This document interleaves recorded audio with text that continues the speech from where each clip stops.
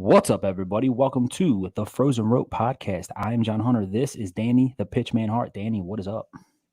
What's up, brother? This is what a whole season worth of podcast episodes, and the intro still gets me going. I love It's it. just a perfect baseball sound. Yeah, Like, you can't doesn't get any better than it's that. well put together. It's the the take me out to the ball game. It just gets everyone going. Everyone enjoys take me out to the ball Yeah, game.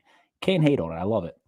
But yeah, man, there's been the last week we've seen a lot of baseball. We've seen a lot of different things going on, and things I want to touch on tonight are going to be free agency. There's a lot of free agents that are going to be out there. Me and you were talking off air about a bunch of different stuff and a bunch of different areas in which we think that there other players are going to go. There's even I named 10. There's probably about 30 that really should have been on this yeah, list, but I added two guys that I kind of want to stay away from more of like the option guys who yeah. you know what I mean. It makes it much easier. Absolutely. I know that Castellanos has already kind of said that it's a given he's going to be a free agent. So, but I kind of still left him off. We'll get back to that. We have a lot of time for the rest of the free agent talks, but I wanted to get into free agency. I wanted to talk about the two series that are going on right now. I mean, you have the Dodgers, Braves, who are about to kick off Game 5 right now. We have the Red Sox and Astros, who are heading to Houston. That became a whole different type of series yesterday after that game. But to start off, I'm going to start off with the newest news. The New York Yankees announced on Tuesday that they've signed manager Aaron Boone to a new 3-year extension with an option for the 2025 season. Boone, with the Yankees, has a record of 328 and 218 in his 4 seasons as the Yankees manager. He finished in second in the AL Manager of the Year award in 2019. In his 4 seasons with the Yankees, he's made the postseason all 4 years, but has only gotten past the ALDS one time, which has been making the Yankees fans livid, and they want him out. I think the biggest thing was that he got eliminated by the Red Sox this year, and that really never helps. That never helps. You know, his Yankee lore and how people would love to see him do anything there. You can't beat the Red Sox. Get the fuck out. That's pretty much how they look at this. And and in his playoffs time, when he's in the playoffs, I mean, he's got a 500 record. He's 11-11 career as a postseason manager. Yeah, I mean, it's a very weird thing because it seems like, it doesn't seem like it doesn't seem like he's a bad manager. Like, Yeah, you have many teams in Major League Baseball right now who would be loving what Aaron Boone has brought to their team if he was doing this, but it's the Yankees. And if you're not winning World Series, you're not at least going to World Series, it's a problem there.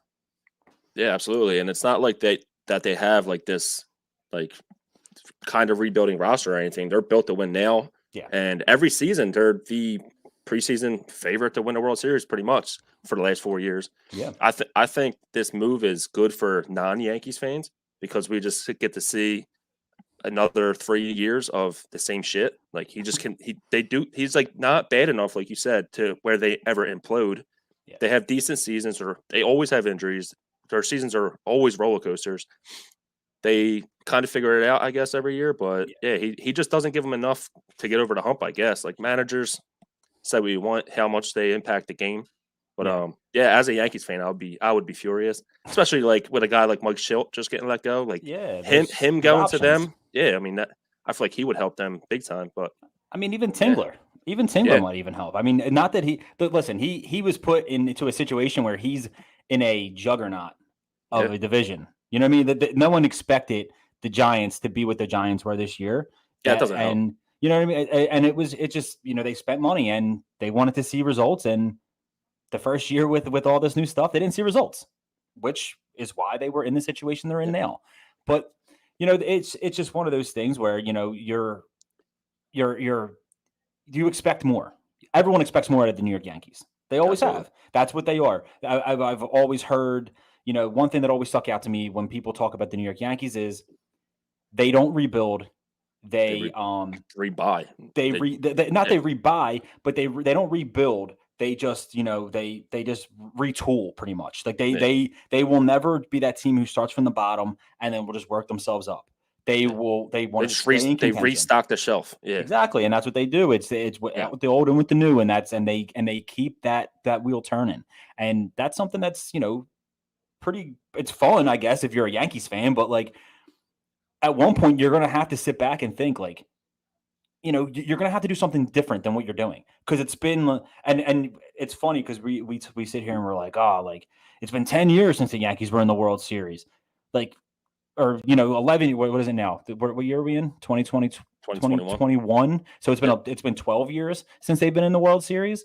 Like that's a long time. I mean, it's a long time for for the Yankees fans, but like for us, it's like keep them for fucking any back. other. Yeah, exactly.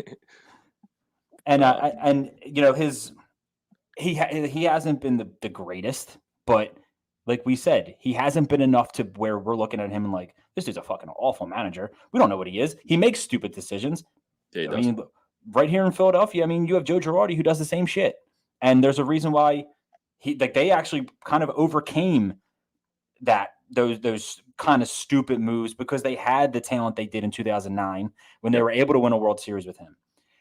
But it sounds more to me that Brian Cashman, the Steinbrenners, like they're more interested in the fact that Brett Boone, Aaron Boone is going to kind of just like sit back and just listen to whatever they have to say. They'll feed him everything. They'll feed him what he has to feed, and he's just going to be that guy. You know what I mean? Yeah, they're comfortable with him. They obviously have that like connection, and I guess they always think that if the injuries don't get us, we're the team to beat. But like, I mean, everybody gets hurt, and when you have nothing but monsters on your team, there's going to be some wear and tear every season. 100% there is. That's just how it works. But and there has to be some type of accountability put on Brian Cashman too. Yeah, it doesn't seem like there's much ever. Like I'm also sitting here saying that I don't know what it's like in New York media. I don't know. Like I see stuff on Twitter. I don't really ever see Brian Cashman's name really be dragged through the mud. You more see just Boone. Boone's the problem. Boone's this. Boone's that. Like, I mean, Boone can only do what he can do. This team doesn't have much diversity. They're all kind of the same player. Yep. And I think that's a huge problem. When you have a lot of guys who just do the same thing, like you don't have many, like, and I've talked to you many times about this. I'm not like a strictly old school way of baseball. You don't need just speed at the top and, leadoff guy doesn't have to be a fast guy. You have to get on base. You have to get guys who get on base and they have that, but it's just, I feel like they all are just like, all right, well, we're just going to hit home runs. Like there is a full team of just home run hitters on that team, which is fine. I mean, do what you have to do. Like I like home runs too. Everyone does, but like, it's clear that this way of thinking for them is not working. Yeah. There has to be some sort of variety in the lineup. Not necessarily like the leadoff man or the speed guy or anything, but there has to be something different. And 2 through 7 are the exact same player pretty much. Yeah. I mean, you have Aaron Judge and you have, Stanton had a good year this year. He had probably one of his best years that he's had, definitely since he's been a New York Yankee. Very quietly, too. Yeah, quietly had a really, really good season. I mean, quietly for us, but like, it's just, you have guys like, they were pretty high on Gio Urshela. He didn't have a great year this year. He wasn't exactly what they expected out of him. Yeah. I mean, Gleyber Torres has been a disappointment the last 3 seasons. He's a terrible defensive player. Yeah. So he doesn't bring much other than that. I mean, if he doesn't hit, what does he do? You almost don't, he's a liability at that point. You have Brett Gardner. Yeah, Brett Gardner, who they just keep bringing back because they think that, they think they're going to see something different. Don't get me wrong, he hasn't been awful, but he's definitely not, he's what he is. He's what you expect out of a guy who is in his, mid to late 30s, and you're trying to make him be a center fielder. Like, it's just not going to work. I mean, Aaron Hicks was a big blow this year, and not having a guy like him this year. He usually was a kind of like a catalyst for this team. He's a guy I'm not a Yankee fan. Obviously, I'm a Red Sox fan, but I like Aaron Hicks. I enjoy what he brings to the game. I always did. So you have guys like that who were out. There is definitely excuses on why they weren't what they were. I mean, you have a bunch of underachievers and Aaron Judge and Giancarlo Stanton this year.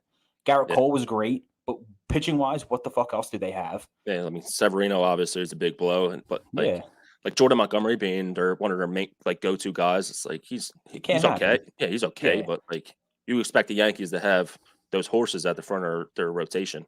So I'm good. Really And don't. we talked about the free agent thing. I'm gonna fix that. All right. I'm gonna try. I'm gonna do something. There's definitely something there. I think there could be.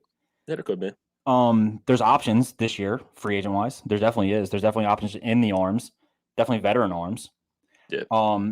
But yeah, I mean, there's just a lot that goes into, the whole Aaron Boone thing, and it's just, I think Yankees fans just have to be patient, and that's not something they are usually. It's not something that you really expect out of them, and you're hoping that they're going to be something more than what they are. But like I don't hope they are. But like people in baseball, it's fun when the Yankees are good. When the Yankees are good, it's good for baseball. It's fun to hate them, and when they're not good, it's just like they're out of sight, out of mind, kind of. I'd rather it's better for the sport when they're good and people get to tune in to watch them lose. Absolutely, hopefully watch them lose. But like I loved watching them lose in the wild card. Like I wanted them to make it. I don't want Toronto to make it. Yeah. I like don't get me wrong. I thought Toronto. Like I love the players. I like them as a team. Yeah, but I'd rather see the Yankees lose. I don't want to see the Blue Jays lose. I wanted no parts of that. I wanted no parts of the Toronto Blue Jays at all. But yeah, I mean, we can this is how we can kind of segue ourselves into the free agent talks. So I have a list of 12 names, 12 different free agents.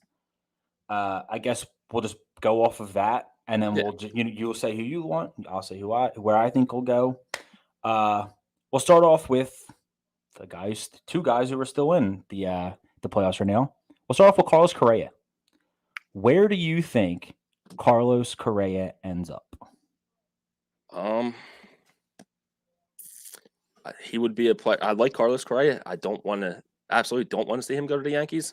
So hopefully that's not where he goes. I hope he doesn't.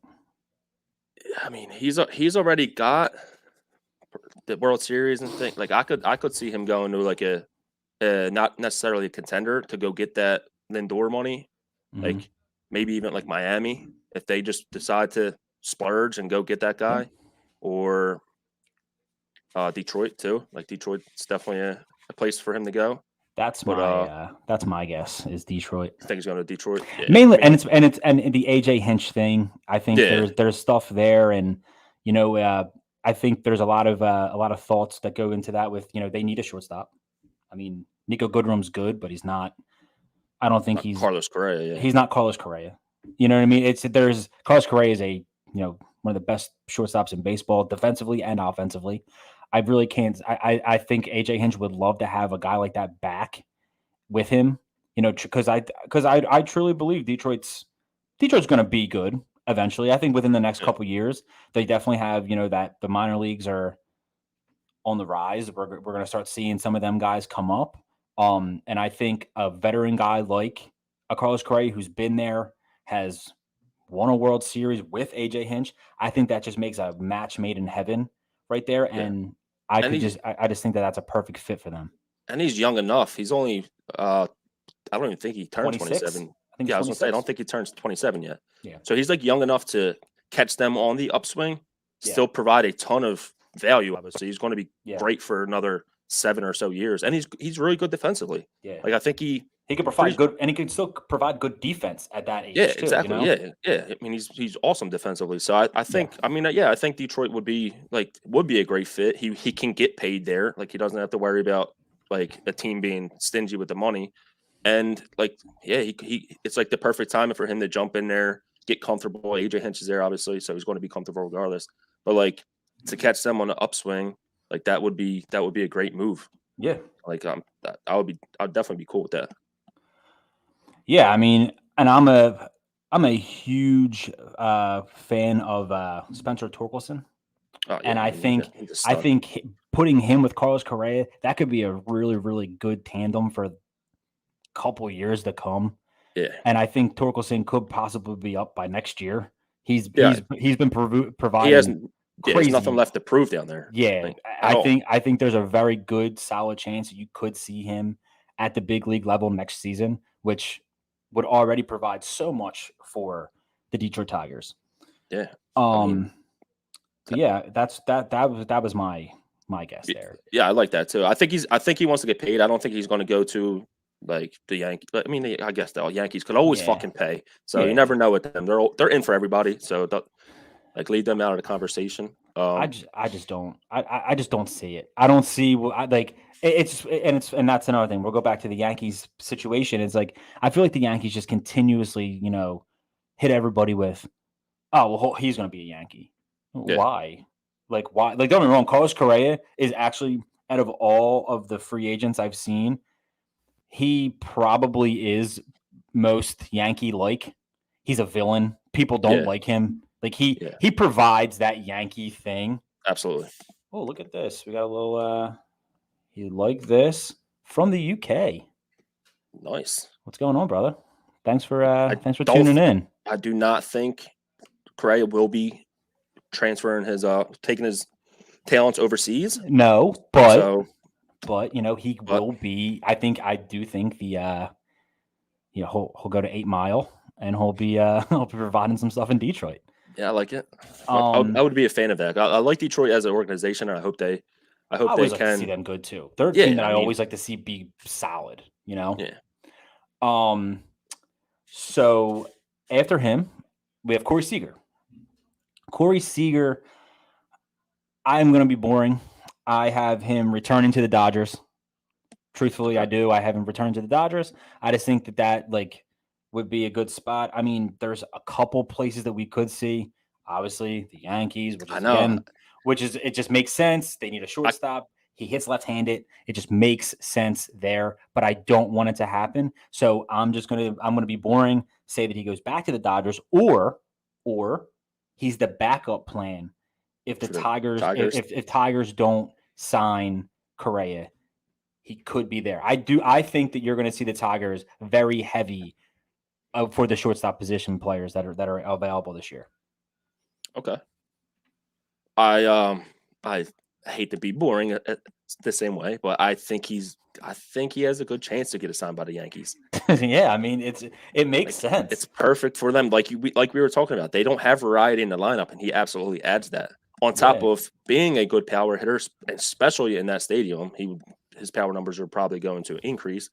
But where I want him to go, even though they do have a great defensive shortstop in J.P. Crawford, it would be awesome to have him go to the Mariners, sign Kyle back, like bring Kyle back, have a little brother tandem. Like that's where I want him to go. Yeah. I think that's there's a lure there. There's something that everyone would love to see that. And the same thing, like they're on the rise, adding a great hitter, solid defensive player. Their hashtag is actually see us rise. Yeah, see us. Exactly. I mean, his range isn't probably going to continue forever. No. So he might, slide to third base, maybe take his brother's spot. But Don't say that. Oh, yeah. You can't talk about that. Just 2022. No contracts. Don't talk about that. But I would like him to go there. Yeah, me too. Obviously, I'd like him to come to the Phillies, but I don't see Seager coming here. But I don't either.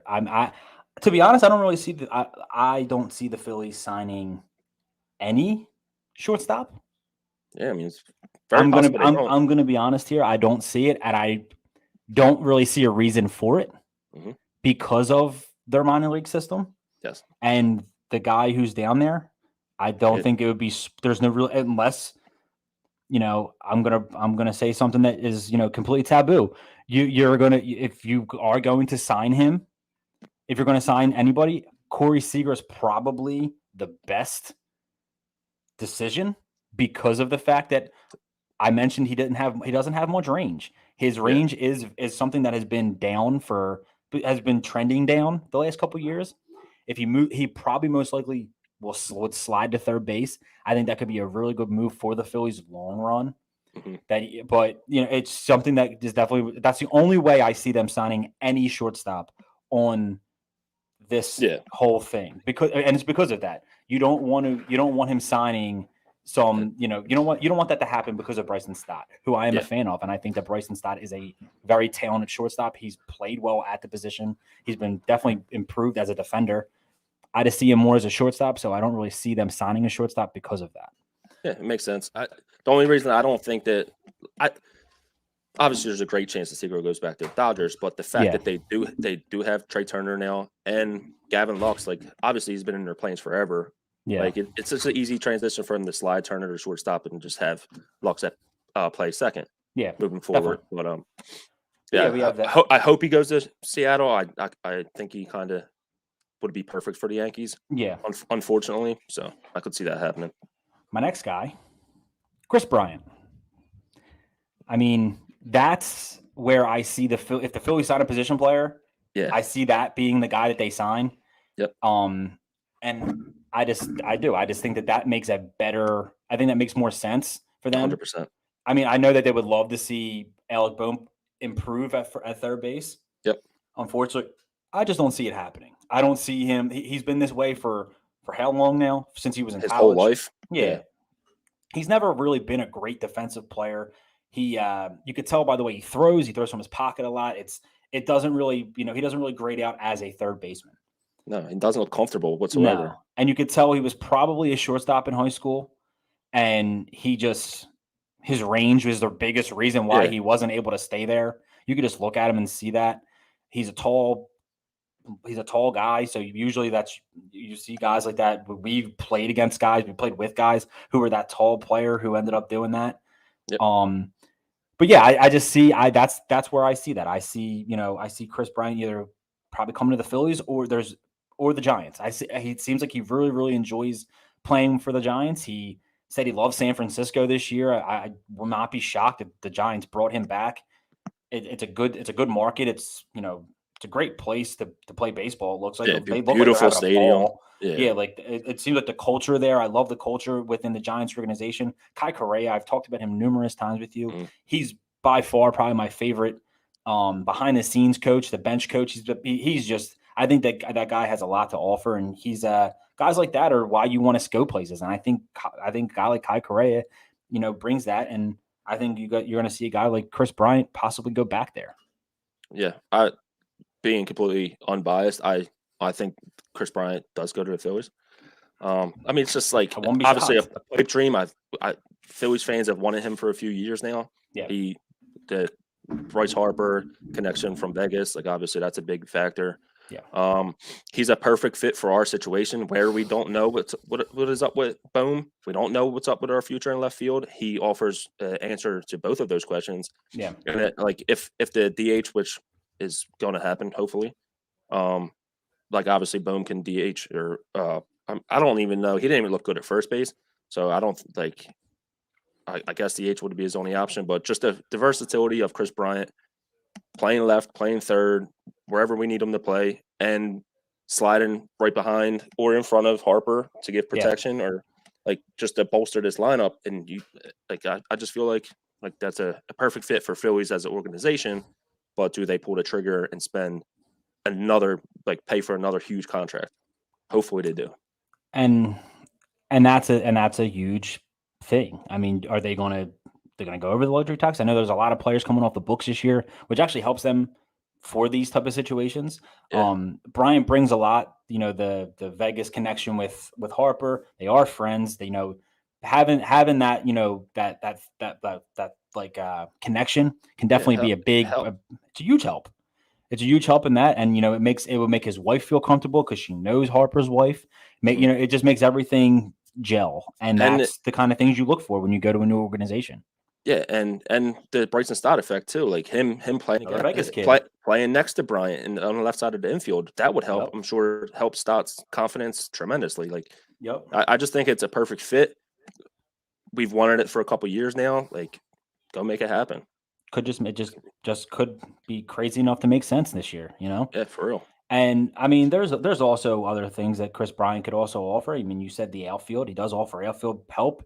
Seemed like he really, really enjoys playing the outfield too. So that could be another thing. Does he even want to play third base long term? Is that something that he wants to do? Does he want to sign as a third baseman? I mean, that's something that we don't know yet. We haven't really, we've heard him say that he loves playing outfield. If he could play one position for the rest of his life, I believe in the All-Star break, he said center field. I believe he said. Yeah, I mean, I don't think that's the greatest option for. It's not but if that's what he wants to do, like he's a free agent, he can do whatever the fuck he wants. If he wants to sign there. If he wants to go like, hey, I want to play center field.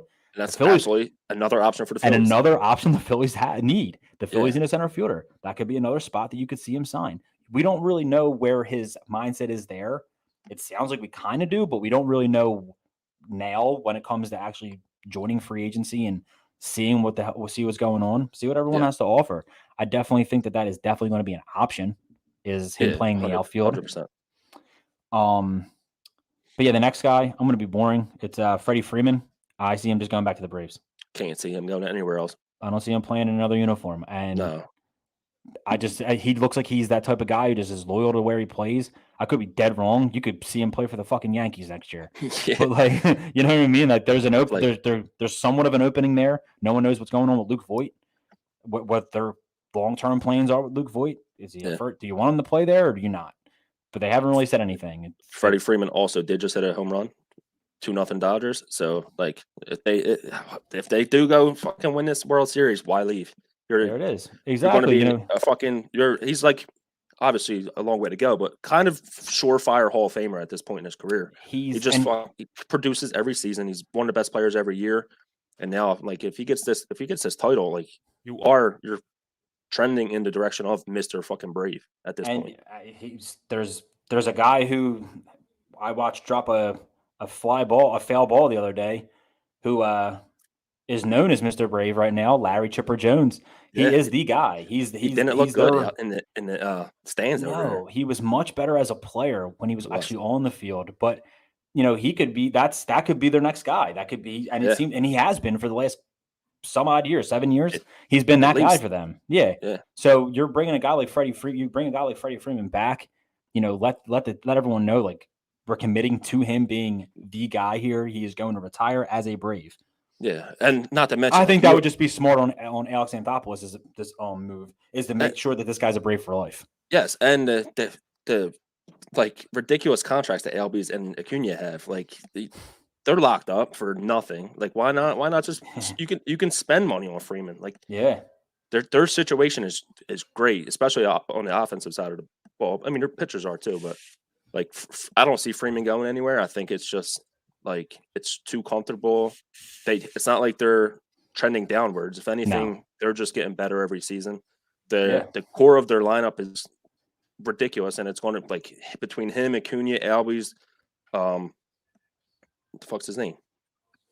Riley. Like they got sluggers all over the place, and just I just see Troy Gloss when I see it. When I see Austin Riley, that's all I see is Troy Gloss. Yeah, it's very similar. Just giant country, strong third baseman. Yeah, just swing the bat like an ox. Just absolutely crush baseballs. I love that.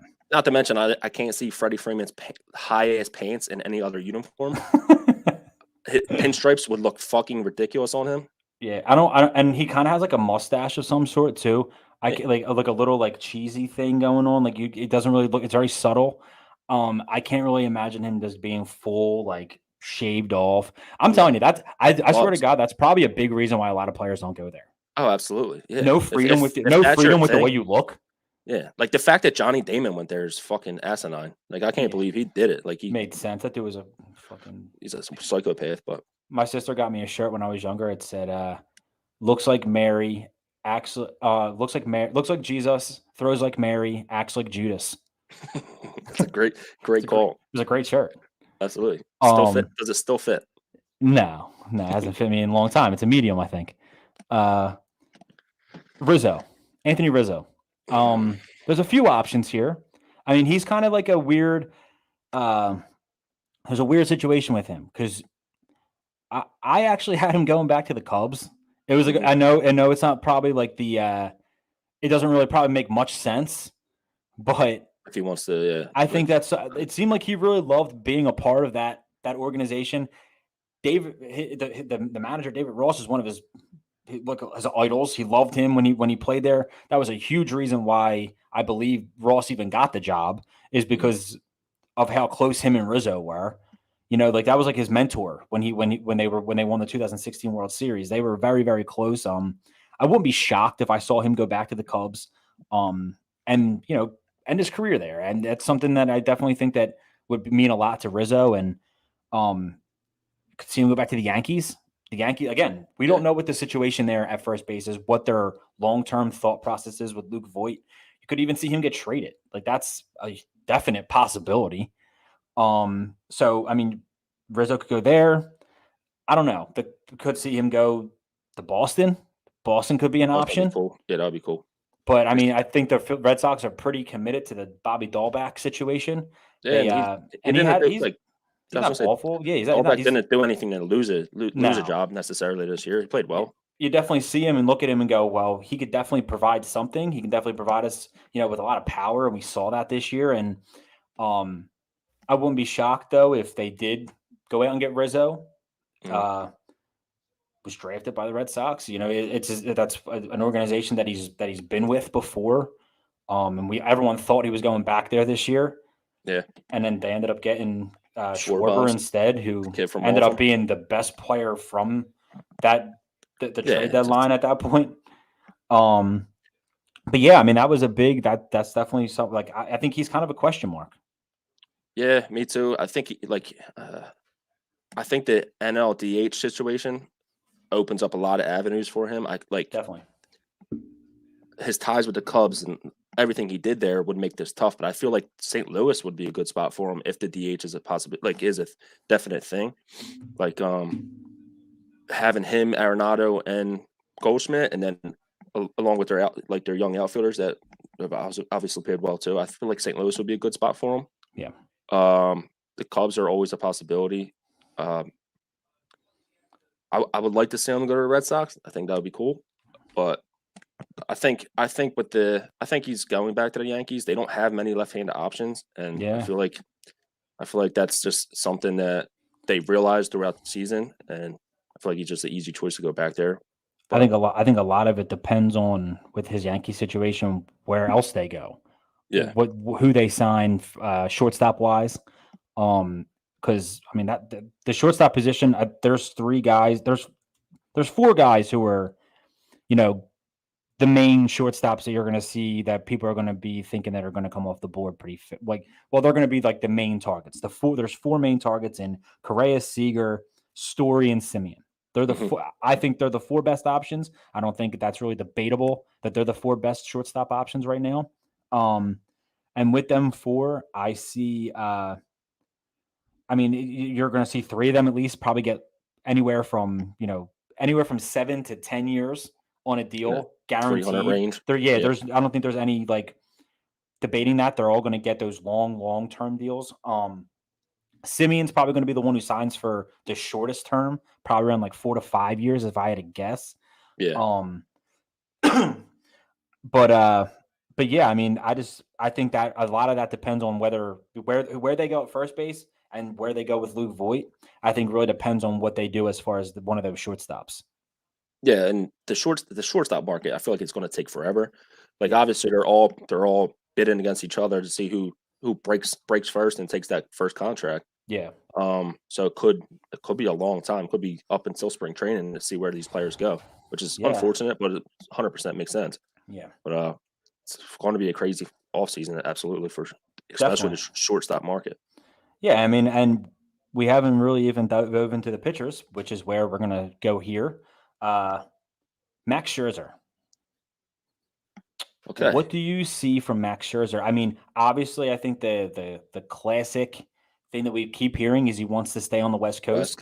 I don't see him signing anywhere but a West Coast team. So I think this is where the Padres do what they should have done at the break.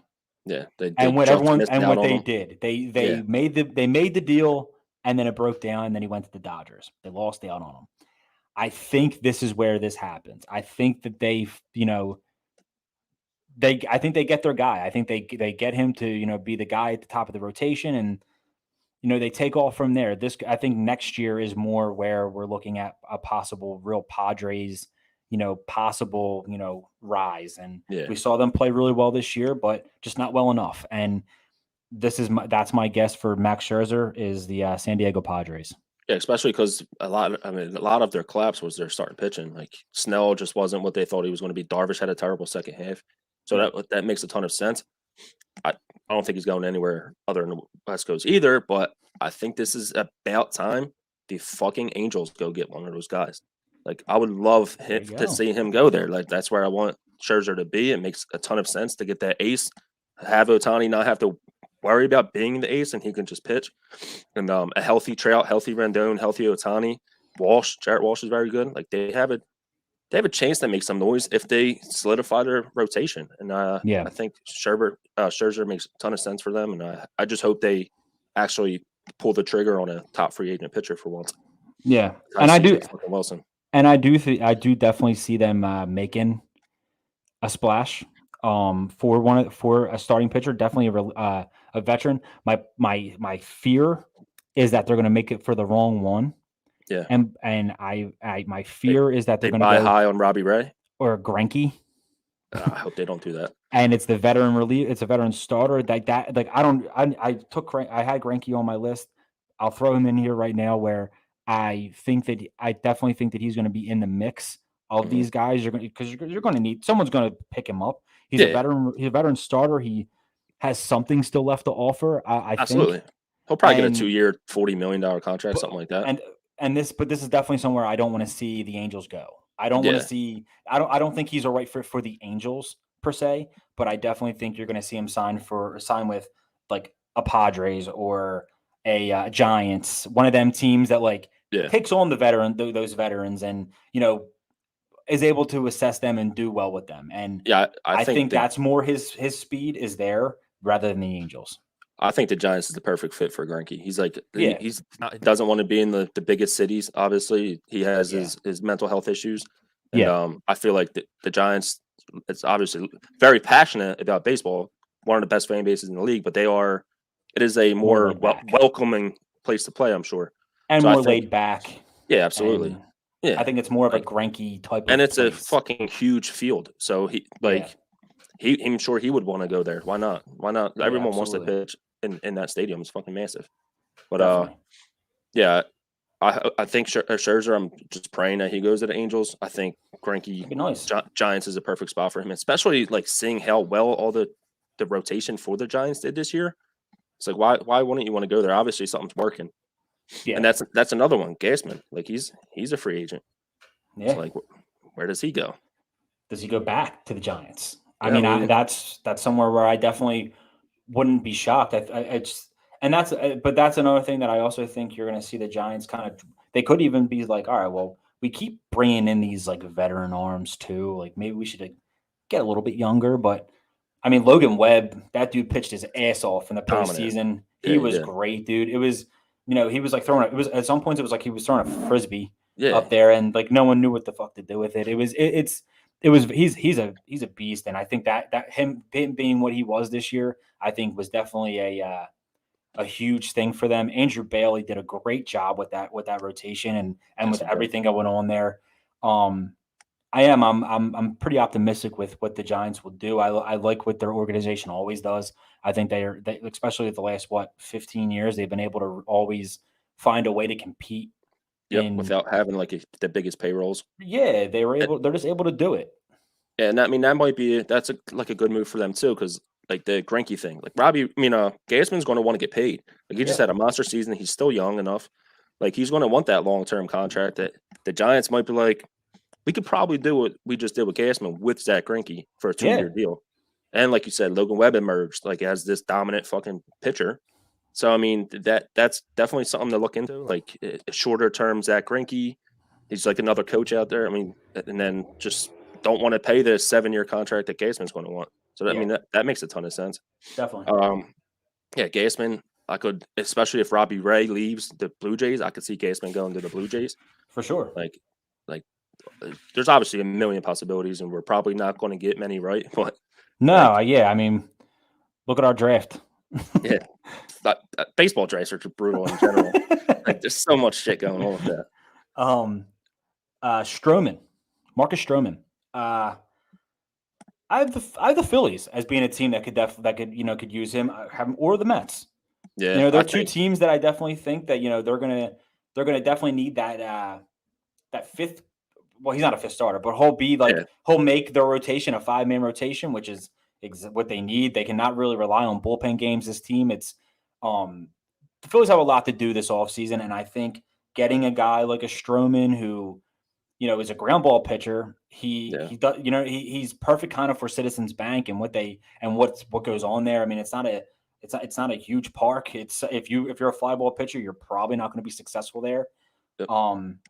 Look at Ian Kennedy. Shout out to Ian Kennedy. Yeah. Like it's what it is. It's the problem. And this was why I didn't want the Phillies, when they made that trade for Tyler Anderson. I'm so happy. I was happy that didn't, for Tyler Anderson, I was happy that didn't go through, because that would have been murderer's row. It would have been awful for him. It would have been like he was a coach doing coach pitch. Like at that point, it was bad. Yeah. It would have been awful. It would have been terrible. He didn't look great in Safeco, let alone, or whatever it's called now. Is that still Safeco? Citizens Bank would have been a shit show if he came in. It would have been. It would have been bad. It would have been 1,000 times worse than it was. Yeah. So guys, I see Stroman, that could be a good option for the Phillies. Ground ball, like I said, a ground ball pitcher. That's what they need. They need more guys like that. Either ground ball pitcher or a strikeout pitcher. That's what's successful in Philly. So that's where I could definitely see him going. Yeah, I think the Phillies, that's a detriment. I think they have their rotation figured out. I think they're okay with it being Wheeler, Nola, Gibson, fucking Eflin, and Suarez. Like, I feel like they're okay with that. Like, they're content with that, which sucks. Like, you've seen it this year, how ridiculous that, especially for the Phillies. We don't have the bullpen to do bullpen games, and they had to rely on that for a majority of the season. I'm also not a huge Eflin supporter. Mm-hmm. I think Eflin's good. I do. I think Eflin's good, but his knees are a problem. I think a big problem with the Phillies is they have a lot of very similar pitchers. They're like their rotation is very similar to the Yankees lineup. Just there's a lot of similarities. You know what I mean? It's like Ranger Suarez had a great year this year. But ridiculous. Is this an outlier year? Is this just which I don't really see how this is. He going to be a sub 2 ERA guy? Yeah. How can it be an outlier? It's got to be. I mean, there's going to be some type of regression. There has to be, unless this dude's just going to be the next fucking Cy Young. But there's going to be some type of regression next year. You know what I mean? So you're expecting something. Yeah. You're expecting this. This grandiose rotation where you have Ranger Suarez as your number 2. I'm not really sure if that's something that you should just be banking on.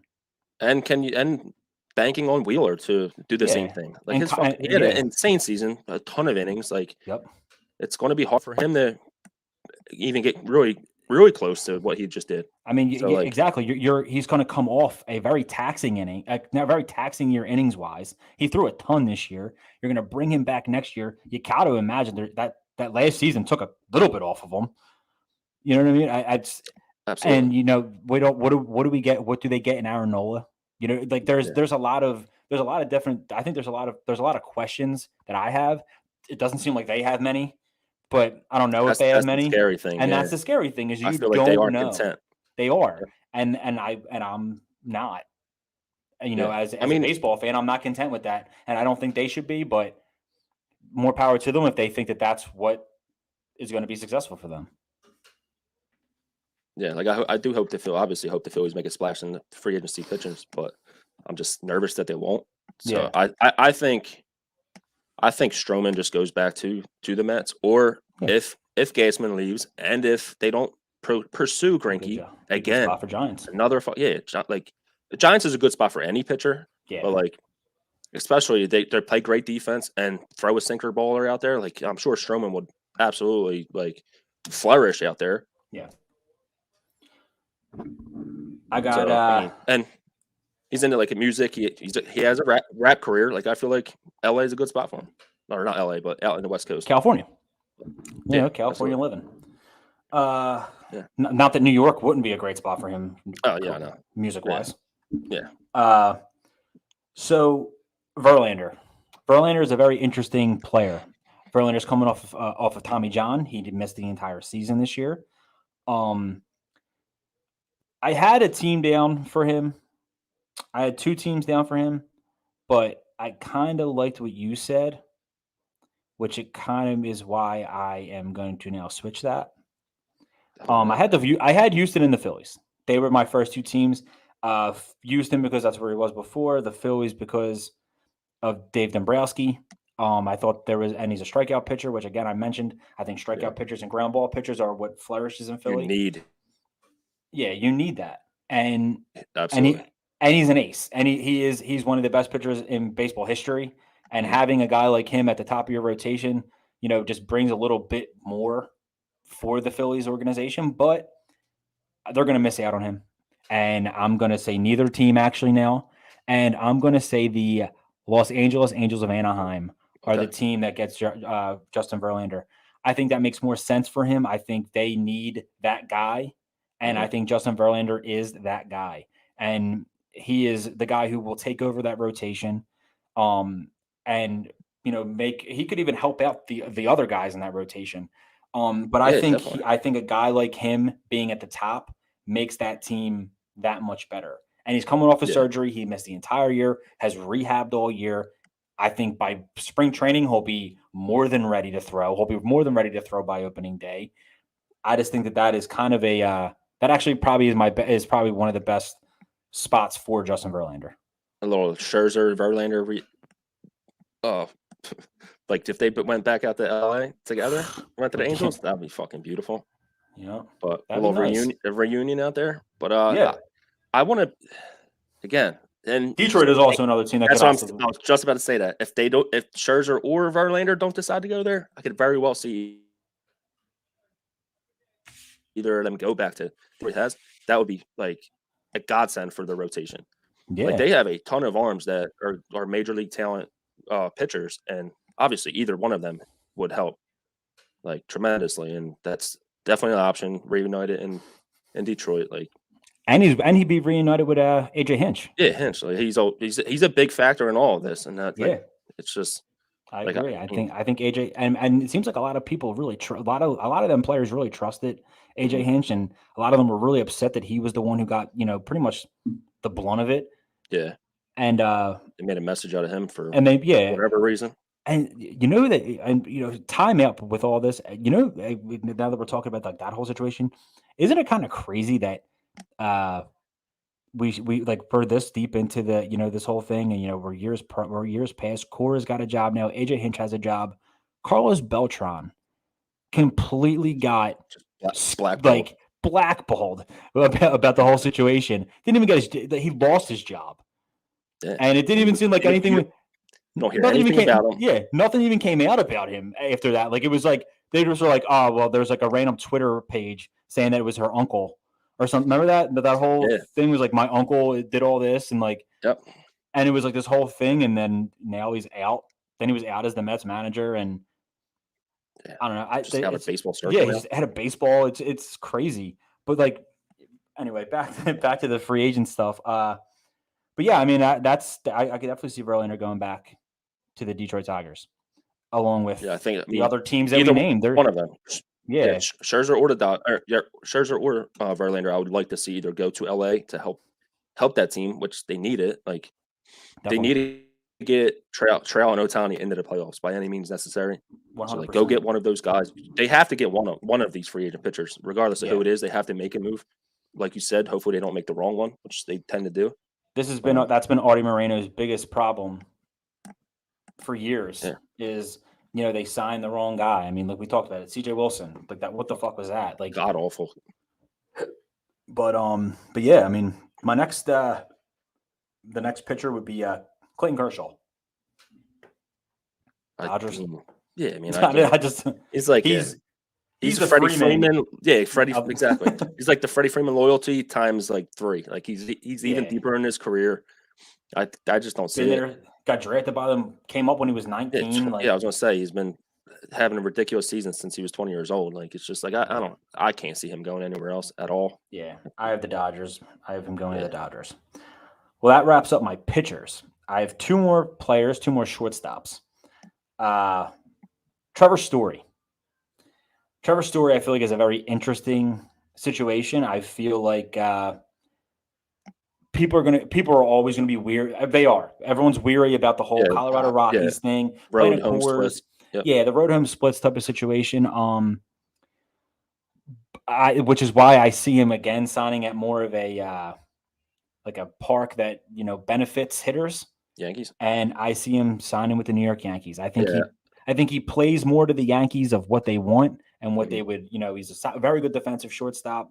He hits for power, which is what the Yankees do. I don't really see them really changing their Yeah, stripes. he's No just pun another. intended. He's not as big as the other guys because No. they're all 6'6", 260. But like No.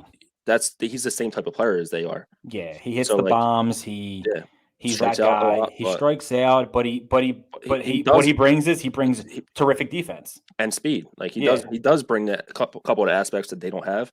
So Yeah. like yeah, if I like him going there too, but like I said, Seager already. So like if they're going to obviously go after a shortstop, they're probably going to get one of them. If they don't get Seager, I feel like they will get Story. And like we said, it's going to take a while because all these players are playing against each other to see who gets the biggest contract. Yep. And I And think you're going to continuously see like the AAVs be broken by yeah, I mean by each one of them. exactly. I They're mean, all you're going to try to get that extra at least $1 million just to be the highest paid. yeah. Like they're all going to try. Everyone's going to try to beat Lindor, and then whoever Yeah. signs first is going to be the least paid out of four. Yeah. It's just And how it works. I see, but I mean, I see the least paid guy as far as like AAV and just years in length. I see it being Marcus Semien.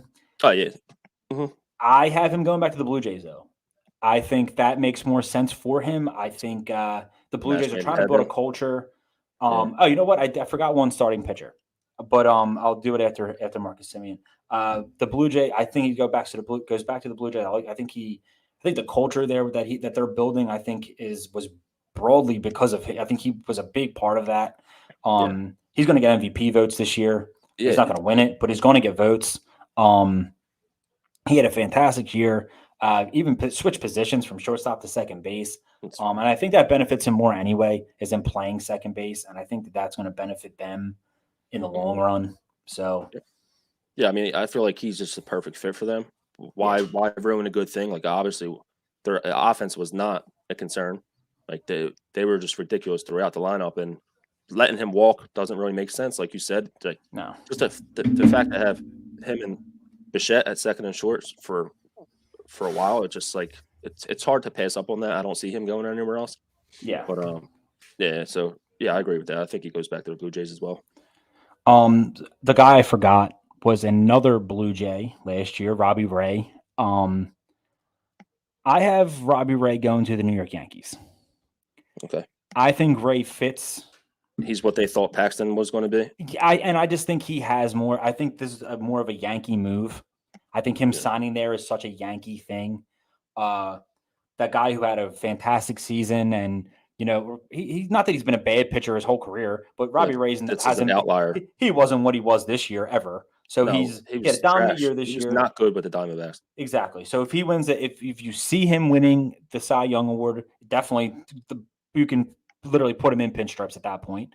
Because that's what they're going to see, and they're going to overpay for him because they need starting pitching, which I understand.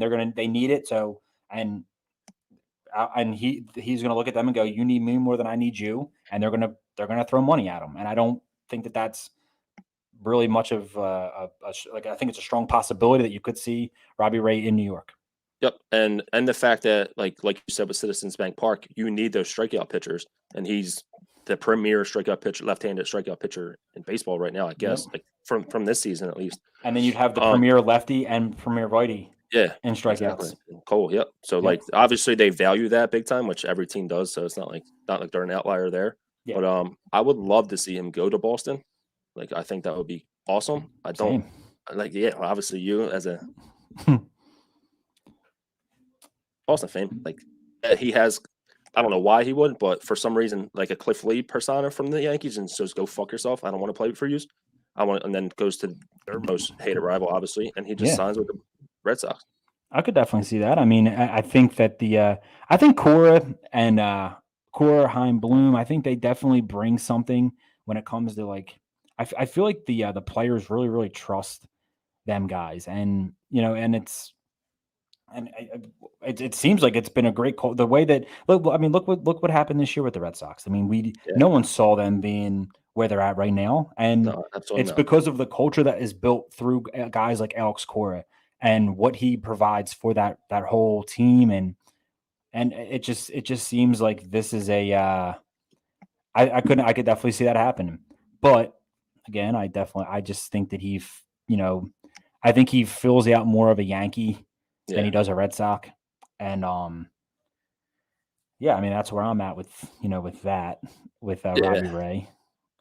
But yeah, I mean, there's so many free agents that we're gonna be. We're doing this weekly, and every week we're gonna be talking about something else that we hear and we see. So this isn't final. This is pretty much just a right now. This is where we see this.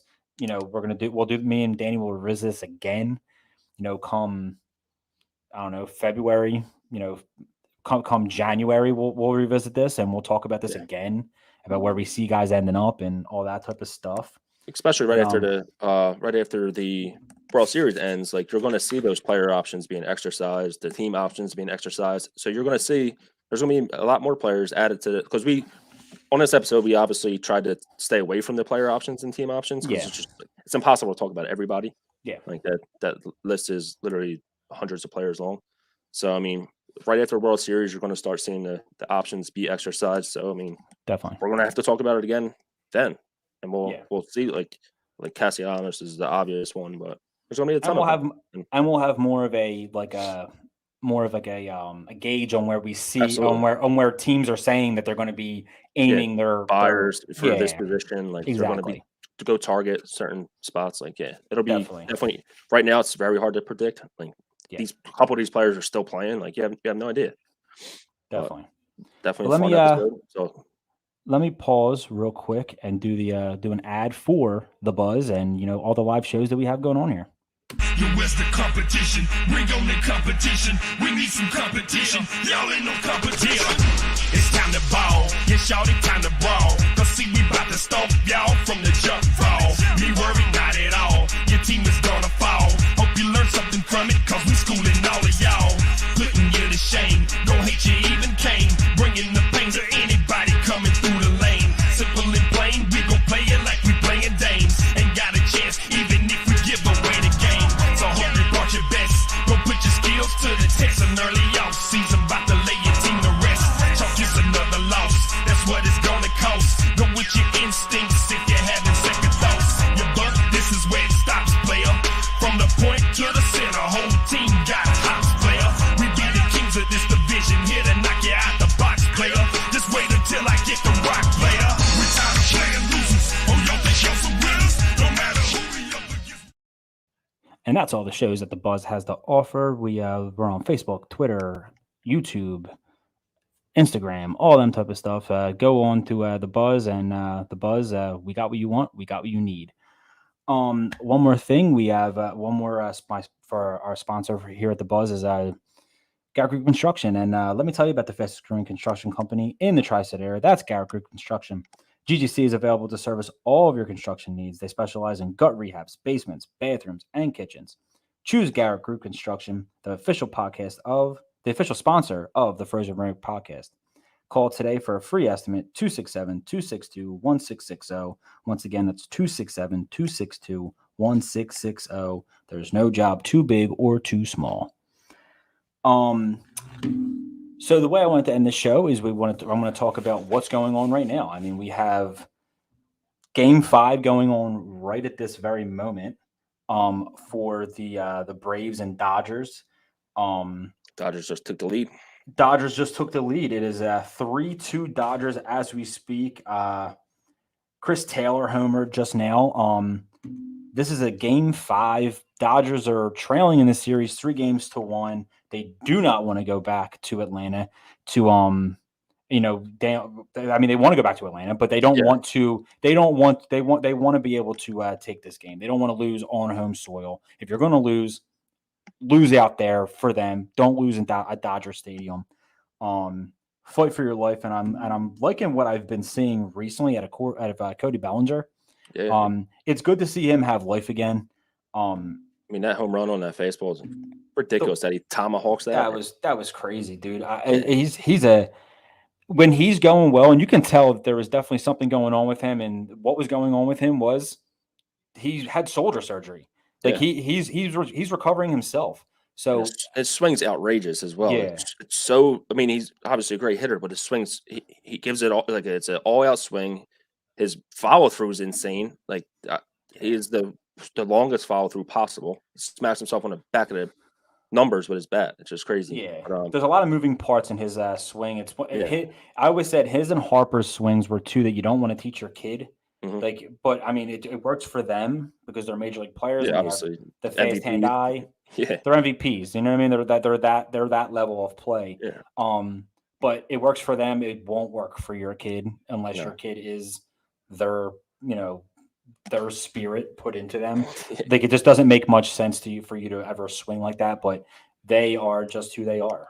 But yeah, I mean, this series has been a little crazy. Last year this was the similar situation where the Dodgers had their back against the wall and they were down 3-1. Definitely there are some differences though. The Dodgers are without Max Muncy. They're without Turner. They're without Turner now. It definitely doesn't. The injuries that definitely attack them, and it's key players. It's not like it's Steven Souza who got hurt. You know what I mean? These are two guys who one is an MVP votes. One's an MVP candidate, and the other one is Turner has been their most consistent player for the last 5 years in the postseason. So I think it's definitely nice that they're starting to get production out of Cody Bellinger, and this is a big reason why, because you're losing guys like that. You're going to need a bat like that. You're going to need bats in general. Yeah. So I think that's a huge and it is. And I think getting Trey Turner, this makes getting Trey Turner 1,000 times better because you lost somebody, but you still at least have like 3 or 4 guys who can contribute. It must be nice to have that problem that you just like lose Muncy and Turner and you just don't have to worry about it. Bellinger's batting. What's Bellinger batting today? He's batting 7th. He's batting 8th. Like Bellinger's 8th. Chris Taylor's batting 7th. Like even with their injuries, they're so deep as a team. It's just ridiculous. And as for the Braves, as for the Braves, like what a great trade deadline. Like you brought in 4 outfielders and every single one of them are absolutely producing. Like every single game, 2 of those guys are producing. Rosario is the hottest hitter, and one's a bad bitch. One's a bad bitch. One's Rosario, who's the best hitter in the league right now. He stole all of Kike Hernandez's juice.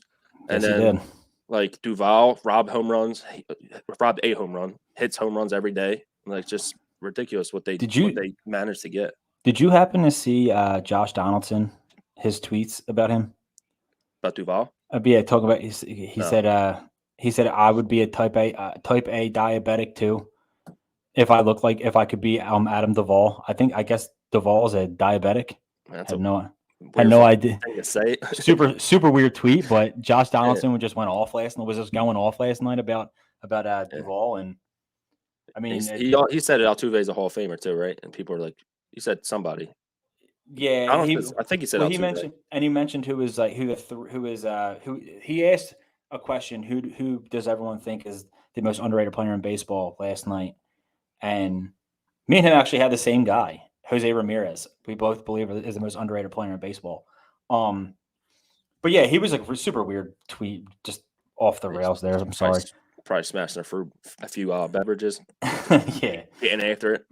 But yeah, I mean, you're right. I mean, the trade deadline alone, I mean, then they actually have Soler is actually back tonight. Yeah. He's on the bench and he's able to play, and he's off of COVID restriction. And I mean, they have good defensive players as well on the bench. Arcia, they have they did a really good job. And Alex Anthopoulos is going to end up.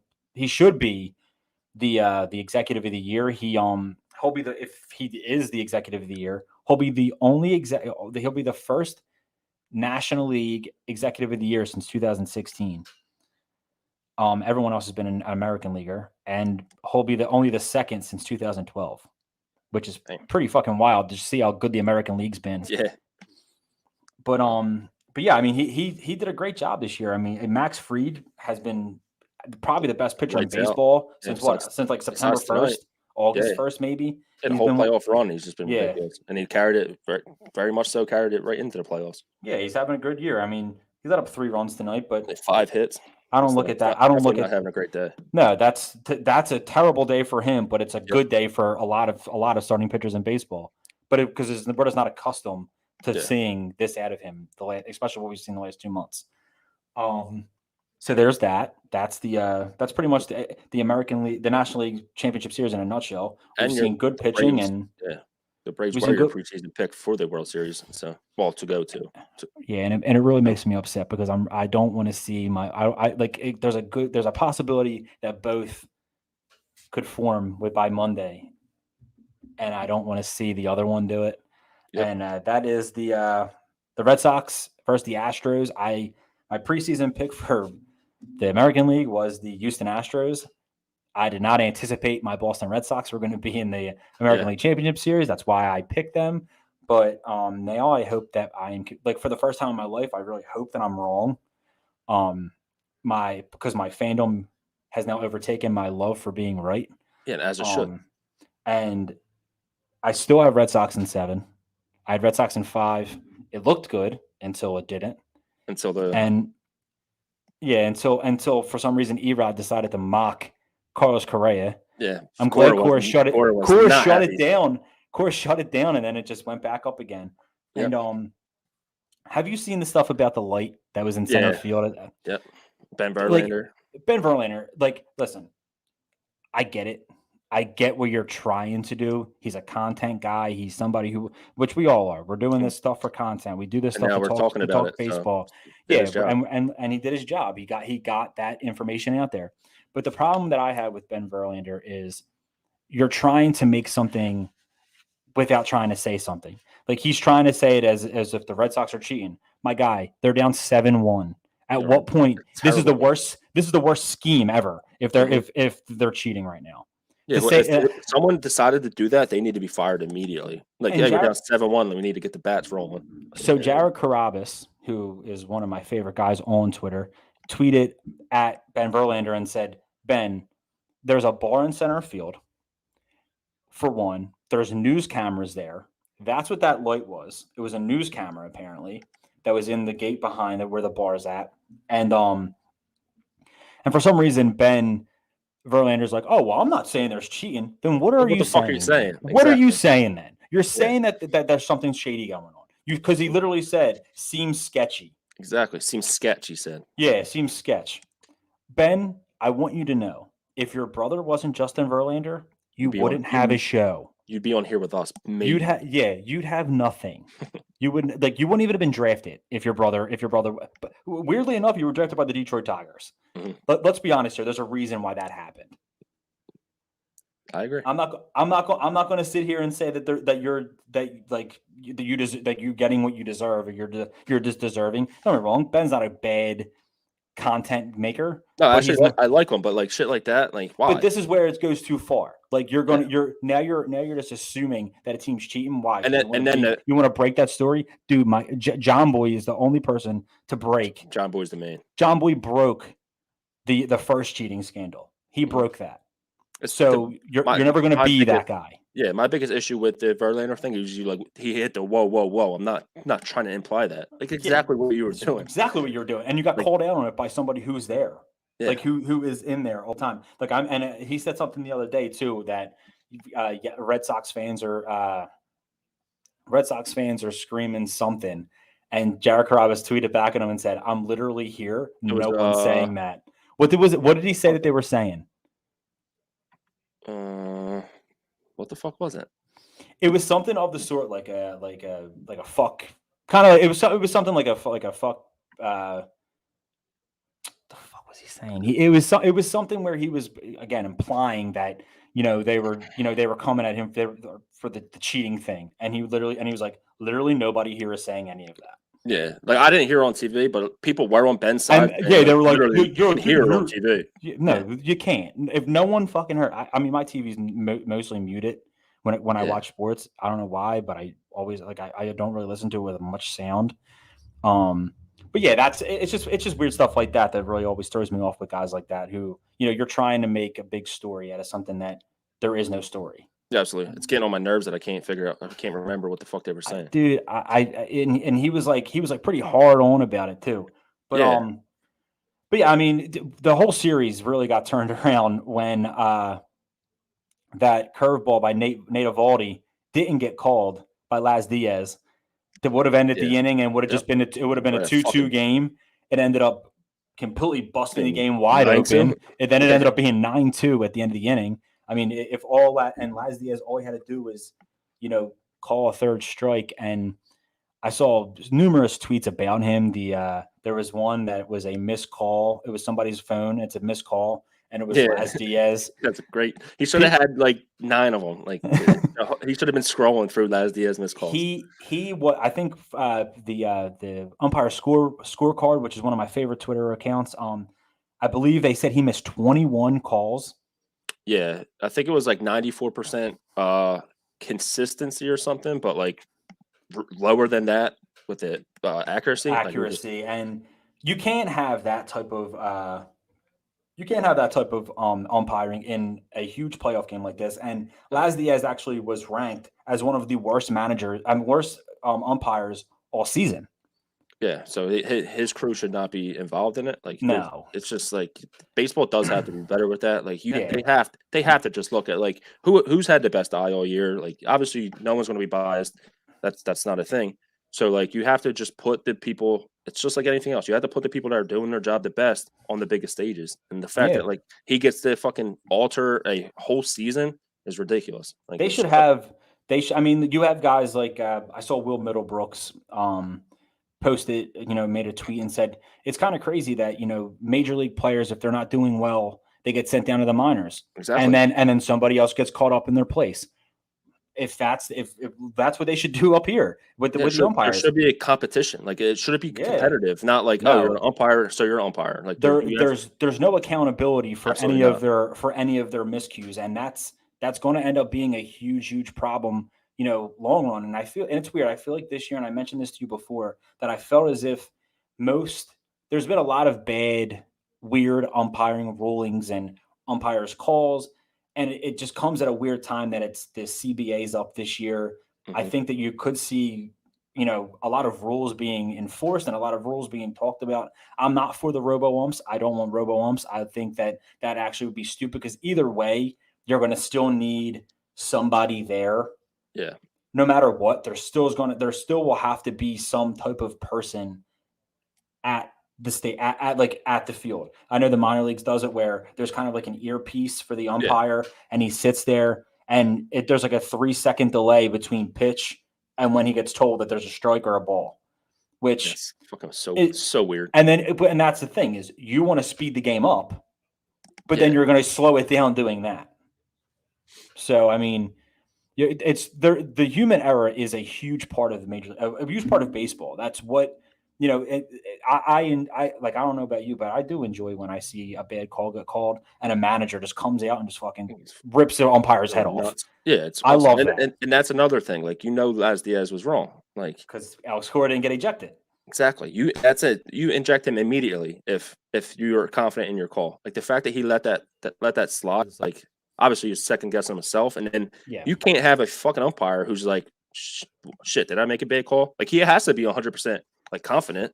Like I get it, he has to be accountable as well, but like you can't have these umpires like second guessing themselves at the same time. Then it's just the whole game goes into fucking banana lane, which where it went anyway. Like he was all over the place, missed a ton of calls. Like it only said a 0.8 like differential, run differential, awarded to the Astros, but like we can see like that whole entire fucking inning was a shit show afterwards. So like after that. 0.8 technically, but in reality 7 runs scored.